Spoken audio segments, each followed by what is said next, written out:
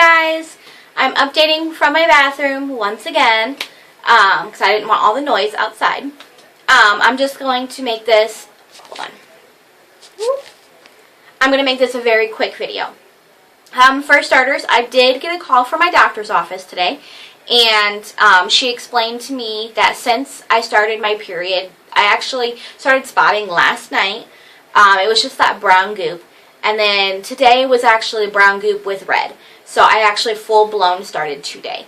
And since I did that, she is calling in a prescription for birth control. What they want to do with my birth control is they want me on it for 2 weeks, and for it to stop my period, because they want to be the ones to make me ovulate. They don't want my body to do it by itself because for some odd reason. So that's what we're going to do. The reason why they want it all stopped is not just because they are going to do the ovulation themselves by so many different things. I have to have an HSG done, which I will put the description of what the HSG stands for and what it is. It's just a small procedure they have to do. It's in a hospital setting, or sometimes it could be in your clinic. But in my case, my insurance company wants me to do it at the hospital. So, starting Friday morning, I start taking my birth control, because it has to be on cycle day, I think it was 4 or 5, and I'm on cycle day 1 today. Actually, it was like cycle day 3 they want me to start it. So, that's what's going to happen, and they're going to wait for it to stop, but they said it should stop by Tuesday of next week. And because that's when my procedure is scheduled. It's for Tuesday. So I don't know what time yet 100% because they had to get back to me. The outpatient surgery floor at the hospital was actually, they closed at 3 and we talked about 4. So I will know tomorrow what time everything is and where I exactly have to go. So I am very worried about the HSG test or procedure because I've heard horror stories about it, and it could mess things up, but at the same time I'm being positive. I'm not going to let it stress me out. Basically all they do is they give you a small sedative. You're in a operating room setting, and what this is what my doctor told me, is they stick a small catheter, a very, very small catheter with an X-ray camera up inside of your uterus and through your fallopian tubes. They inject a iodine dye into your uterus and your fallopian tubes to make sure there's no blockage in your fallopian tubes. And they also look for endometriosis, they look for scar tissue, and they look for any other abnormalities. So, that's the first step that they want to do before they put me on any type of fertility medication. Because if by chance I do have a blocked tube or tubes, then they can just fix it right there and then as they are up there. So then after that, if everything looks great, then they're going to start me on a round of Clomid, which I don't know how many milligrams that he's going to do, which I will probably know when they actually send in the prescription. And then after that, we're going to do, hopefully, we'll have a few follicles that are big enough to do an IUI. Because I will not do an IUI unless the follicles are nice and plump. Which I have no problem with producing eggs, it's just them coming out. Because they usually turn into cysts. So, because that's what PCOS is all about. So that's what I'm hoping for. I'm hoping it happens on the first try, but I'm not going to get my hopes up 100%. I am very excited, and I'm finally, I'm excited that we are taking the final step. And, well, not the final step, the first step to having our miracle. But the reason that I'm not getting my hopes up is because I have I have read that most of the time an IUI doesn't work on the first time. And my insurance company only covers 2 IUIs and 2 IVF. So basically we only have 4 shots, and which my insurance company covers all fertility, but IUIs and IVF are pretty expensive. IUIs run about $1,000, and IVF runs about $6,500 to $7,500, depending on how many rounds your package comes with. Which hopefully I can put something, just get around it and maybe do like the 2 package deal, and that counts as 1. I don't know yet, but I don't want it to come to IVF. I want it just to happen, even on the second try of IUI. I'll be okay.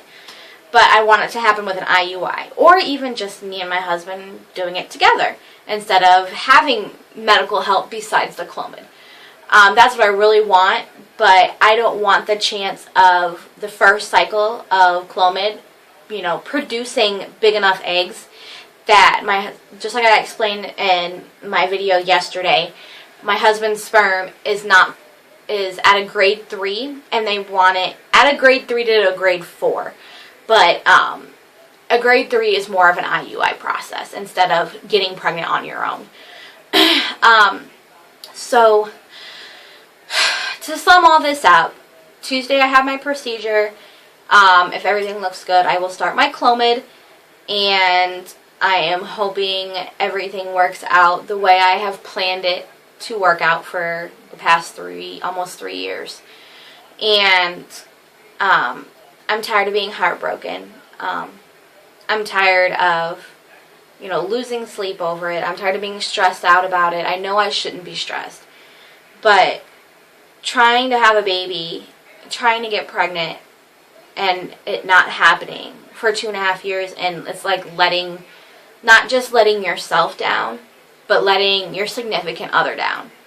It's heartbreaking, because, it's like you see all these people out here who don't deserve, I'm not trying to push anyone's buttons, but you see people out here who do not deserve to have children, who get their children taken away from them, for significant reasons.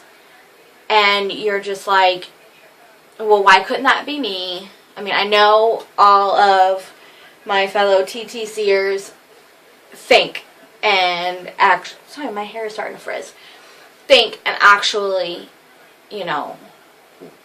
some people wish that people miscarry. I saw a video the other day about she's probably like 2 years younger than I am, and she was TTC for only a couple months, and she wished her friend would have a miscarriage.